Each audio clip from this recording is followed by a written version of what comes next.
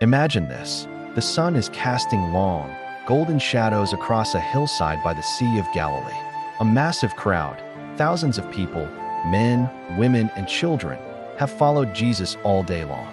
They've been captivated by his words, mesmerized by his presence, and filled with a sense of hope they haven't felt in a long time. But as the day ends, a very real, very human problem arises. Everyone is hungry, and there's absolutely no food in sight. You can almost feel the rising panic among the disciples. They look out at the sea of faces and do the math. Philip says, even 8 months' wages wouldn't be enough to buy a single bite for each person here. They see an impossible situation, a problem too big to solve. It's in that moment of despair that Andrew speaks up, almost sheepishly. He points to a young boy in the crowd. "There's a boy here," he says, "who has 5 small barley loaves and 2 small fish. But what is that among so many?" It's a tiny offering, a kid's lunch. In the face of overwhelming need, it feels almost insignificant, even laughable. It's like bringing a single drop of water to put out a forest fire. But Jesus sees things differently. He doesn't see the scarcity. He sees the potential. With a calm that quiets the disciples' fears, he tells everyone to sit down on the green grass. He takes the 5 loaves and 2 fish from the small boy.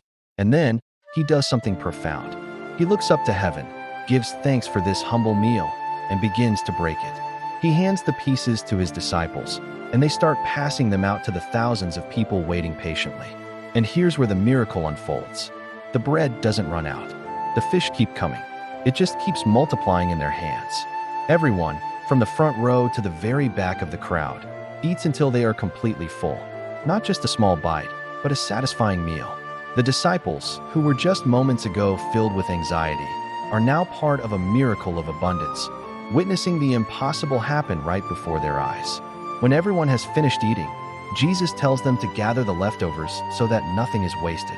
And what they collect fills 12 baskets. They end up with far more than they started with, from a lunch that was barely enough for one person. This story isn't just about a historical event. It's a powerful lesson for all of us.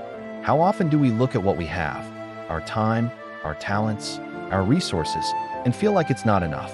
We see the massive needs around us and think, what can I possibly do? But this story shows us that when we offer our small, seemingly insignificant gifts to God with a willing heart, He can multiply them in ways we could never imagine. That little boy's lunch, given in faith, became a feast for thousands.